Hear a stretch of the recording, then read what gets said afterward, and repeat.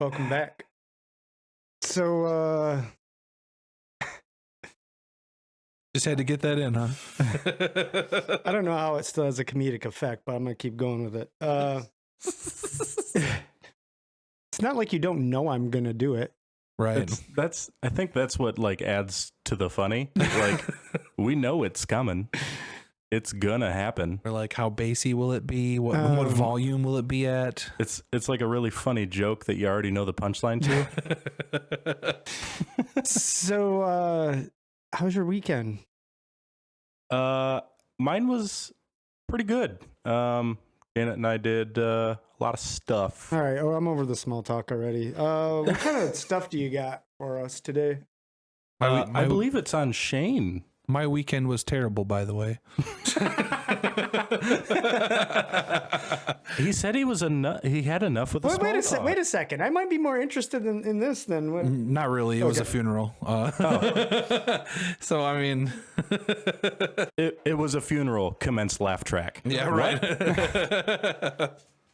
All right. So, according to CBS, there was an article recently about the recent additions. I almost said addictions for some reason. Additions to the dictionary by Merriam-Webster. They're still adding words to the dictionary by the year. Yes. Is it a lot of words? Like, how many words get 455 how words do you were just added. make up 400? I just feel like we have to have discovered all of them by now. Right. Well, so they're being invented. Ish. They're already it's already invented stuff. So you weren't here for the phobias talk.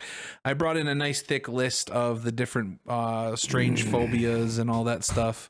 And yeah, I'm developing a fear of that, by the way.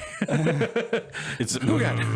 So we're obviously not going to rattle off the 400 plus. No, I'm just going to give you the weirdest ones, probably. Skimming through everything. I'm actually into this. I want to know what new stuff I can try to insert into conversations now. I mean, you already have inserted I'm gonna be all edgy. Most of these you already know. It's just, it's now technically English. Okay. So technically, okay, let me get this straight. Let me see if I have foreseen what this is going to be. Is this slang, like Urban Dictionary type stuff, that has now been accepted? Yes, for the I knew it. Yes, for the most part. Yes. So what you're telling me is these words have completed their phase as unearthed arcana and become official errata to the English 5e. Yes, a very creepy way of putting it, but yes, that's very true. Okay. For all you nerds out there. Right. It was a Dungeons and Dragons reference for those that didn't catch on. All right. So Gingy. some of these words are just okay. So the first one, Fluffernutter. Do you know what a Fluffernutter is? Isn't it like a peanut butter and marshmallow fluff sandwich? I thought I could just see in Tony's eyes, like, is that a sex position I don't know about? Well, I know what a fluffer is, and I know what a nutter is in the same context. So this is 100% a sex thing. Is it? Are you Finally. sure? A Fluffernutter is a sandwich made with peanut butter and marshmallow cream. Peanut butter and marshmallow, yeah. Between two slices of white sandwich. And that's just now being accepted? That's interesting. Fluffernutters have been around for a long time. So, I mean, not everything on this list is slang. Some of it is just names, terminology, stuff like that. Yeah. But a lot of it is slang. As soon as you said it, I was like, I know what that is. For instance, this one is definitely slang. Dad bod. Hey. I know that one. Yeah, me too, because I have one. That's also interesting that is like official now. Falsely, I'd say, what is it? Informal, a physique regarded as typical of an average father, especially one that is slightly overweight and not extremely muscular. I love these like definitions that they give too. They're really great. First of all, they forgot to mention that a dad bod comes with the typical like not fat pecs, but like a true dad bod is like a gut, but like you've got some nice pecs. Yeah. Like it's decent pecs, and then it just goes all downhill from there at the bottom. It's funny that they didn't just copy and paste what is probably in the Urban Dictionary. Some of these you really wonder why they didn't just do that, honestly. So the next one is Astroturf. How was that How not is that? already there? Yeah. Falsely made to appear grassroots, this figurative use my- of astroturf in capitalized form, it's in capitalized form, it is a trademark for artificial turf, So is used to describe political efforts, campaigns, organizations that appear to be funded and run by ordinary people, but are in fact backed by powerful groups.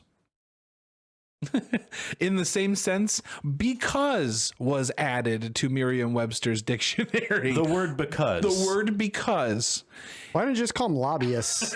right? In the sense, it's in because is in the sense of by reason of, because of, often used in a humorous way to convey vagueness about inexact reasons for something, like, oh, I'm out of breath because fat.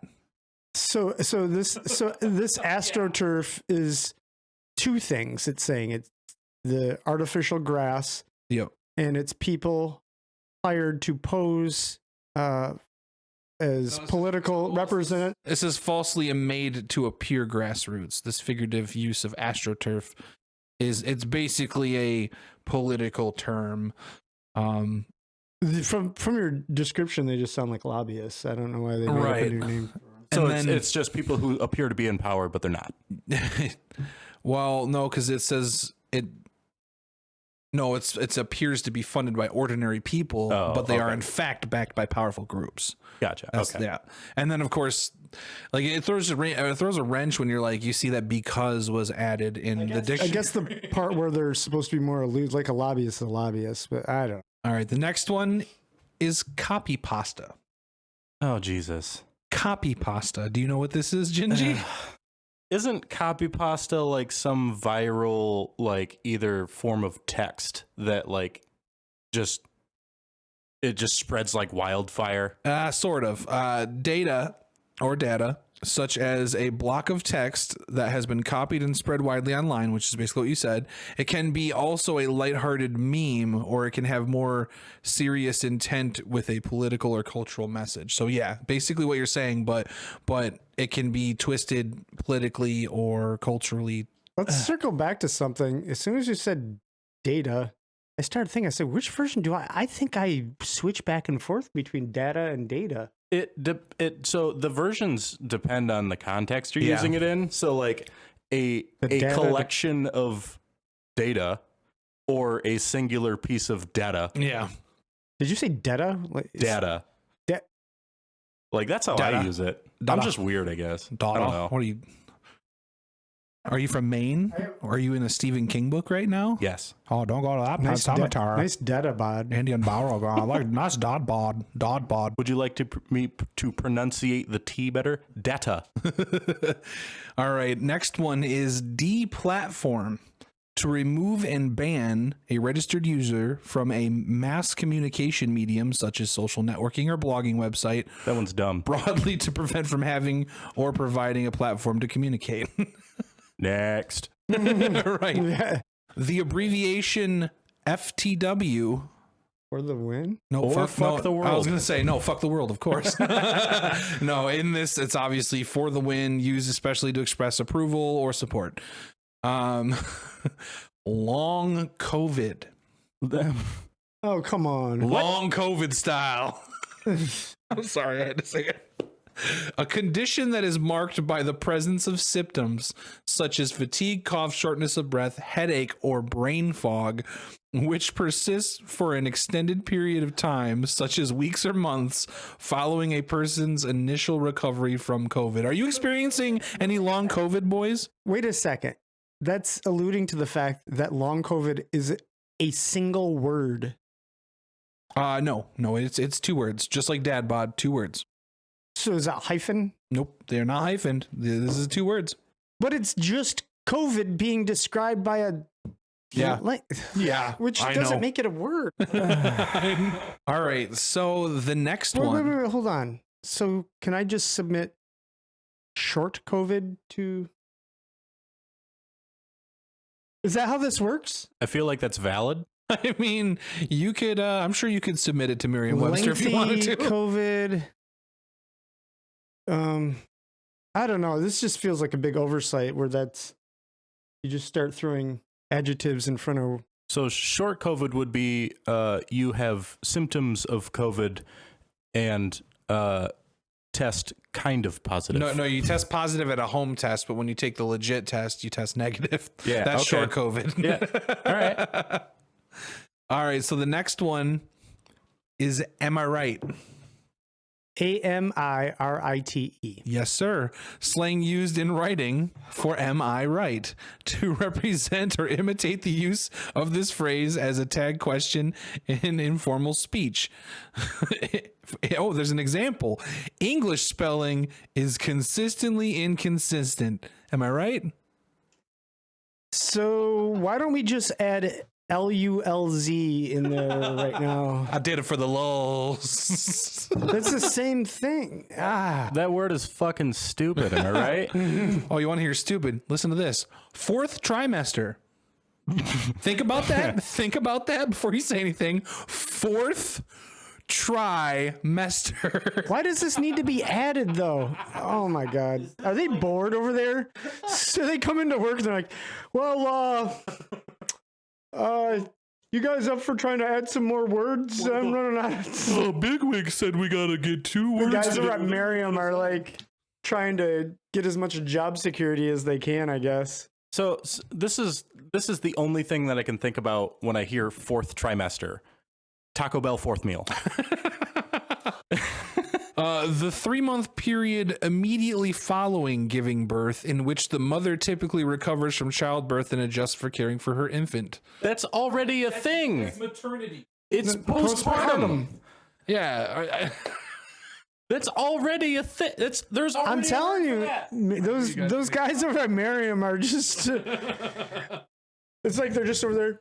Hey, Gingy, come over and look at this. What do you think?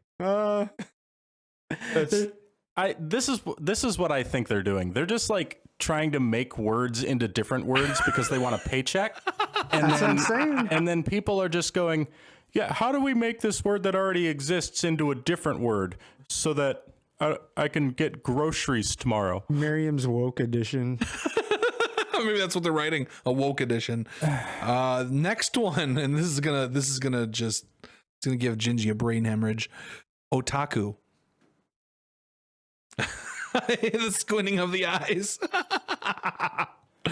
A person having an intense or obsessive interest, especially in the fields of anime and manga or manga, I'm out. often used before another. They made a dictionary word for a fucking weeb. Yeah, why couldn't you just put weeb? Is that because it's more derogatory, or?